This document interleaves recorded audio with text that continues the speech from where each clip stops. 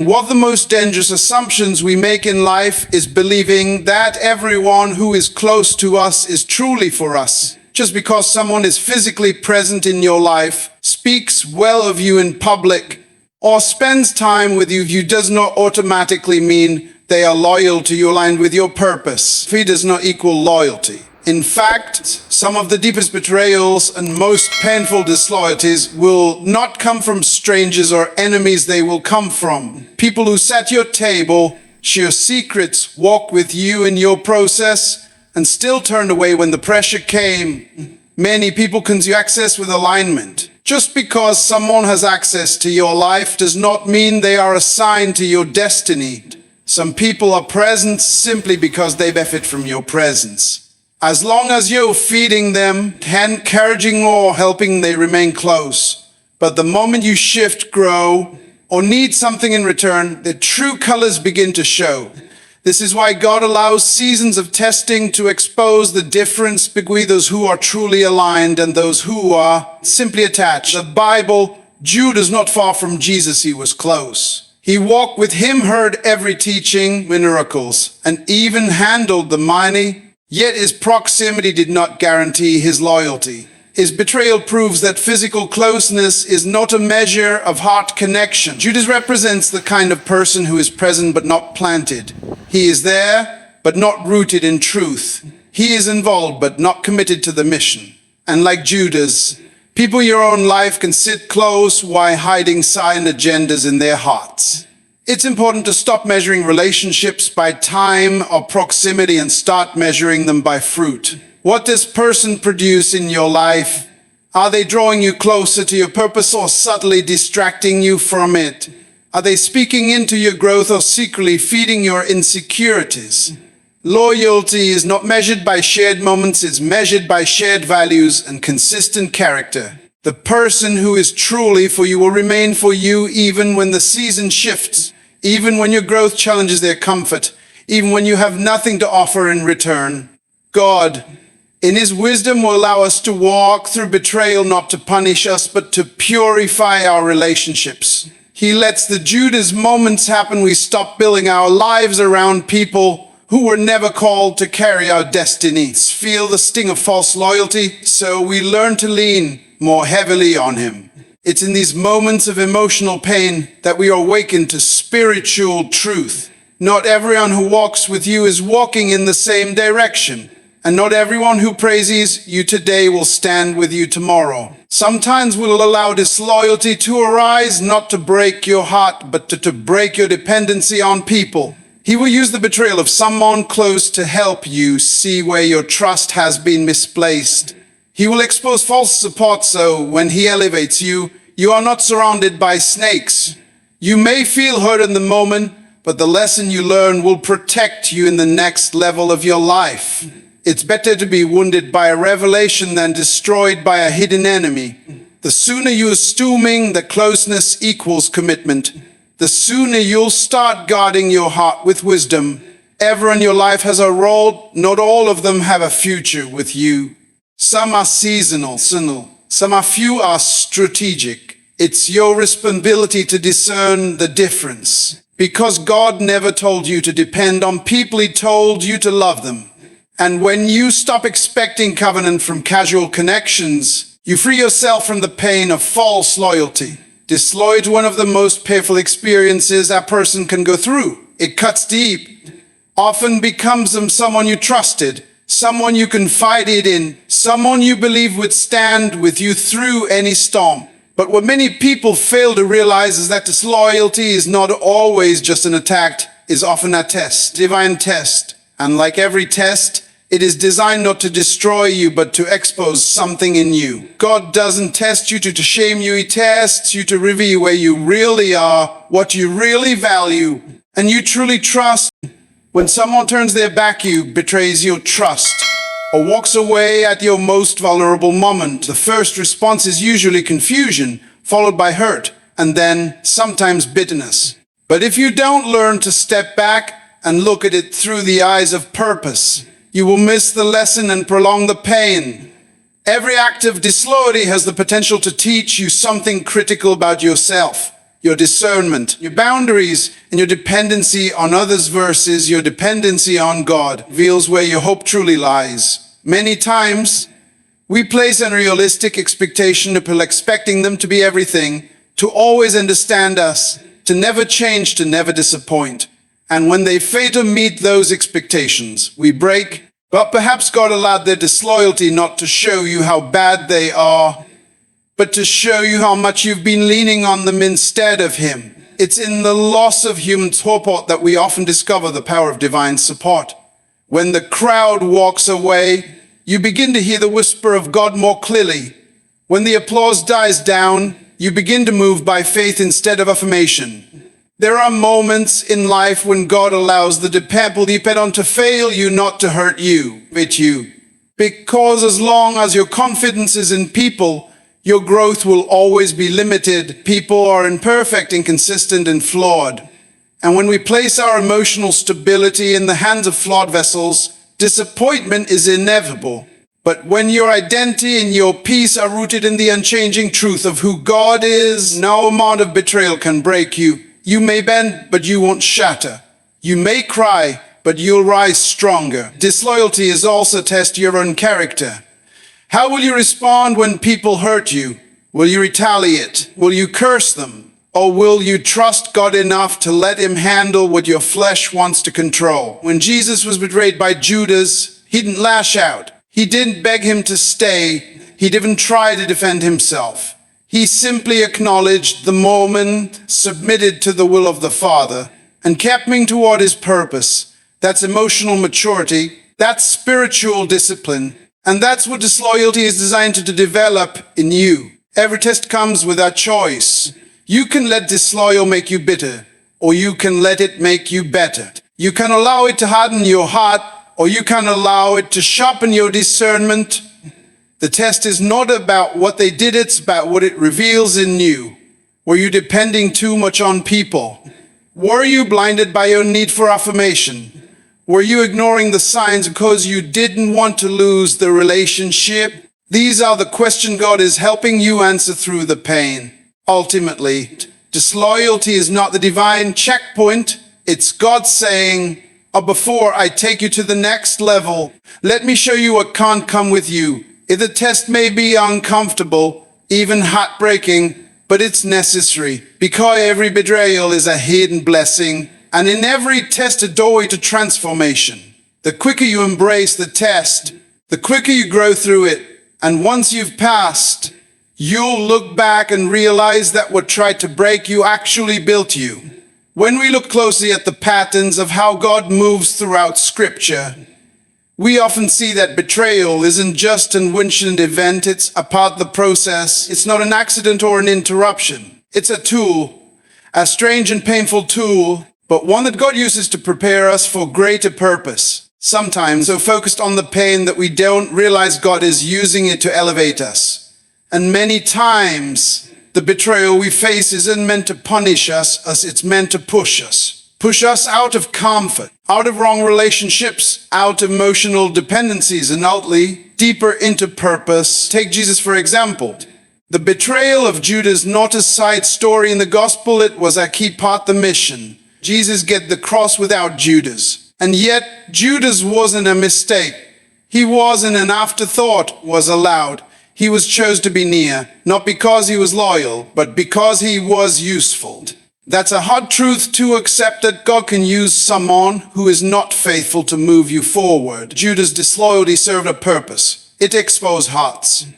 It triggered the chain of events that will lead to the greatest act of redemption in history. Without the betrayal, there would be no crucifixion. And without the crucifixion, no resurrection. That means that Judas, with all his deception, still played a role in God's perfect plan. The same applies in our lives.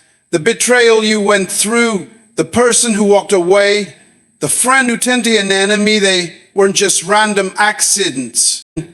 They were all part of the process that pushed you closer to purpose. It's the very people we trusted the most who serve this role.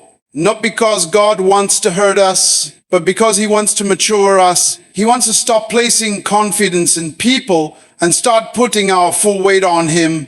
Some God will even allow you to be disappointed by someone you depended on because you've been leaning too much on them.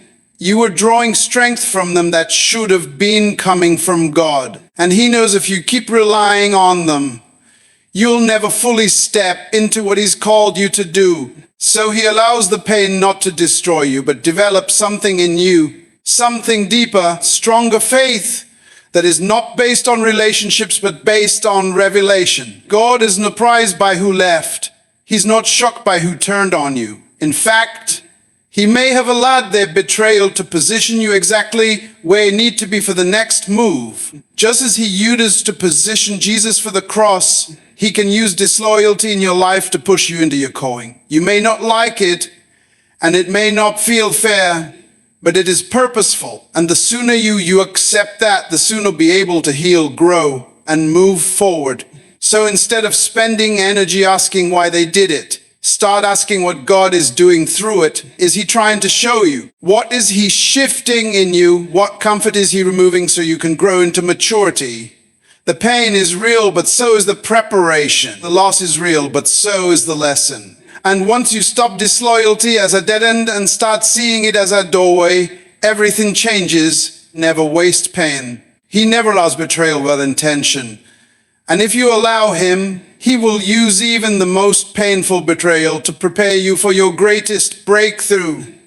What was meant to break you may just be the thing that builds you into the person you were always meant to become.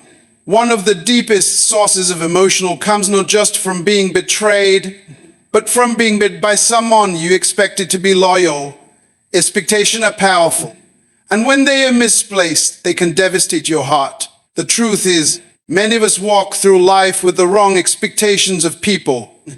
We give trust to those who haven't proven they can carry it. We expect loyalty from people who were only meant to play a temporary role in our lives. And when we don't live up to those expectations, we feel angry, hurt, and sometimes even broken. But the problem wasn't just as they had disloyal, it was our unrealistic expectation of loyalty from them. Expectation are seeds we plant in others.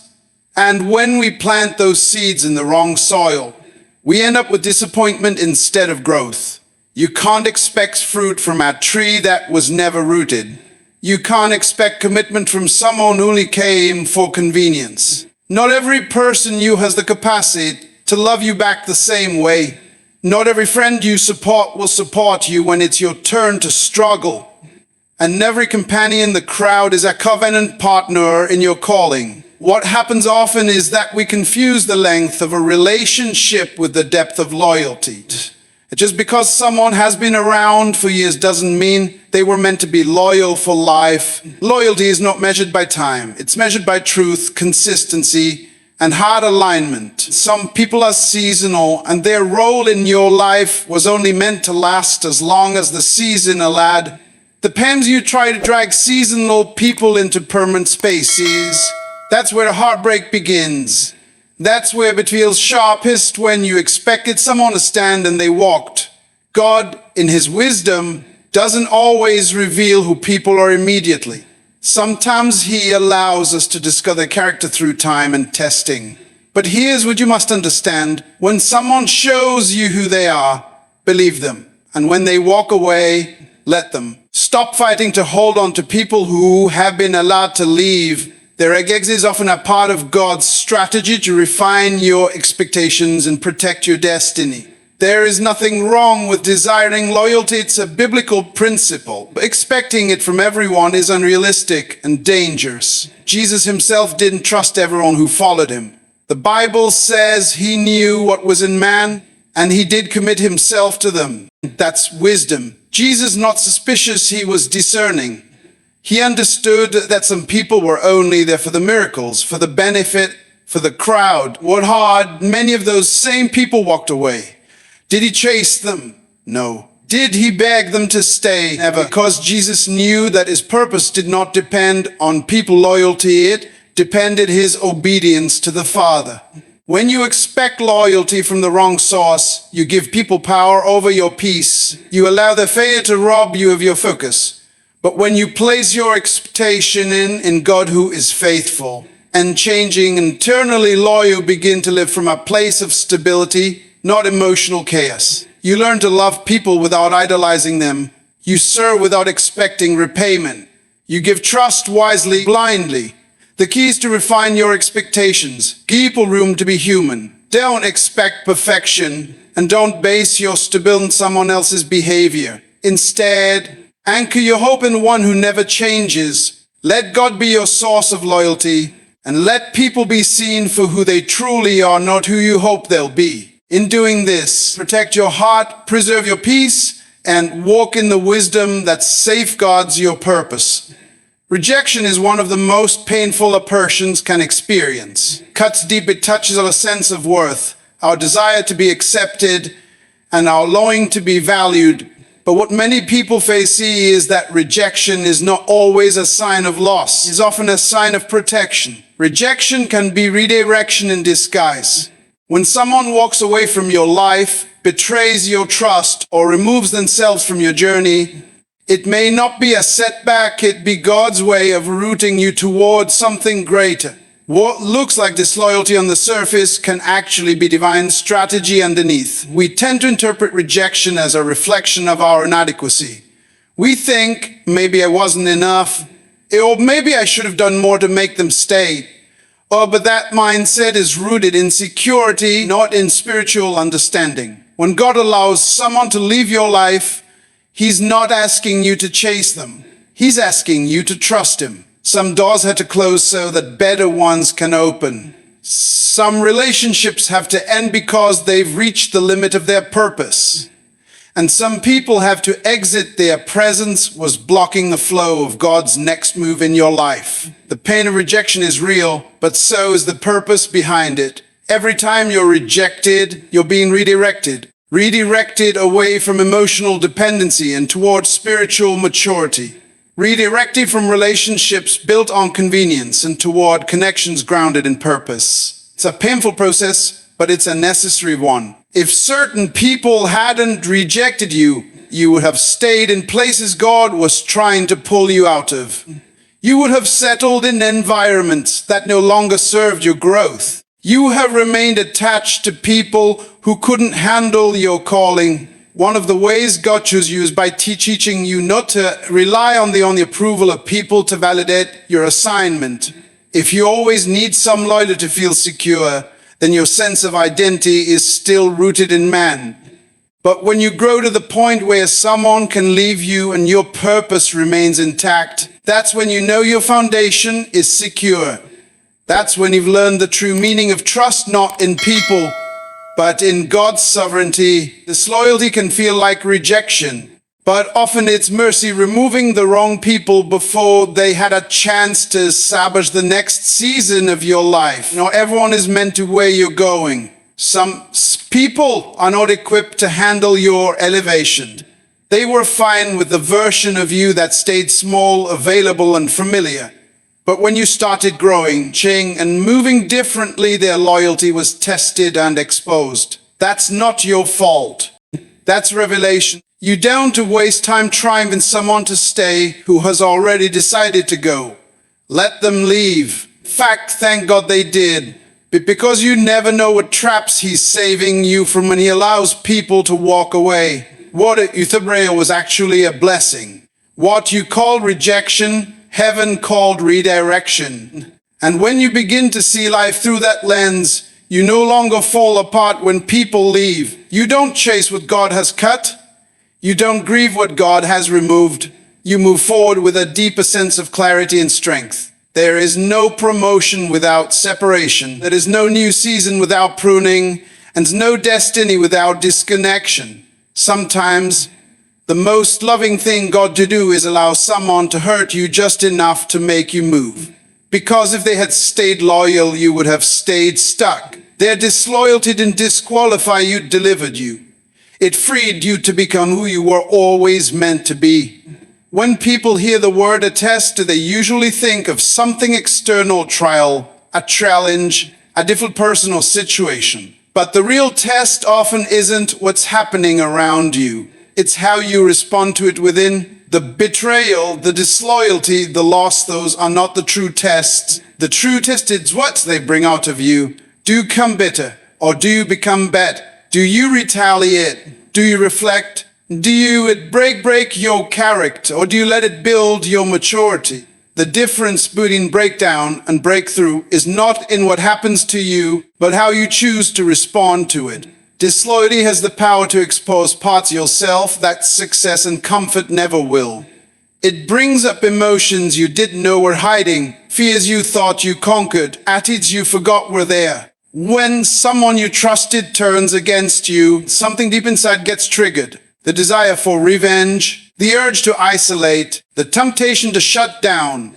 But these emotions, as real and raw as they are, reveal your current level of development. God doesn't waste betrayal. He uses like fire to refine what's still unhealed in your soul. He uses it to stretch you, sharpen you, and shape you for where He's taking you next. You will never truly know how much you've grown until you've been disappointed. Growth is not measured by how you act when everything is going well. It's measured by how you behave when everything falls apart. It's easy to love people who are loyal. It's easy to be kind when you're being celebrated. But can you still walk in purpose when the people you poured into turn their backs on you? Can you still speak with grace when your name is being dragged? Can you still move when the support system you built crumbles beneath you? Those are the real tests, and they cannot be passed through theory alone. They must be lived. The beauty of God's process is that every betrayal carries with the opportunity to graduate from emotional dependency, graduate from needing human validation, graduate from shallow response and surface-level faith. Each act of disloyalty is a mirror that reveals your maturity. Not everyone who wounds you is your enemy. Some are your examiners. They show up to reveal what needs healing, what needs strengthening, and what needs to be surrendered to God. If you ignore the lesson, repeat the test. But if you embrace the lesson, you rise stronger and wiser. Many people never step into the next level because they keep failing the same test. Every time they hurt, defensive. Every time someone leaves, they become resentful. Every time trust is broken, they shut everyone out. These responses may feel justified, but they also keep you stuck. The goal is not to come out of the test untouched. The goal is to come out transformed. Pain is not the enemy. Pain is. Because when you refuse to deal with the internal impact of betrayal, it quietly shaping your decisions, your relationships, and your future. But when you allow God to meet you in that pain, it becomes a tool of development. Eventually, you realize that the test was never about the person who left, was about the person you are becoming. Their role may have been to expose something in you, but your responsibility is to let the exposure turn into elevation. What once you cry now makes you clearer. Once broke you now builds you. You begin to move differently, think more wisely, and speak with greater authority. Not because life got easier, but because you allowed the test to transform you. You didn't fail because someone betrayed you. You succeed when you choose to respond with growth. You win when you let the betrayal mature your soul instead of poison it. The test wasn't to destroy you, it was prepare you for a place your character had to grow into. And if you let it, that very pain will become your platform.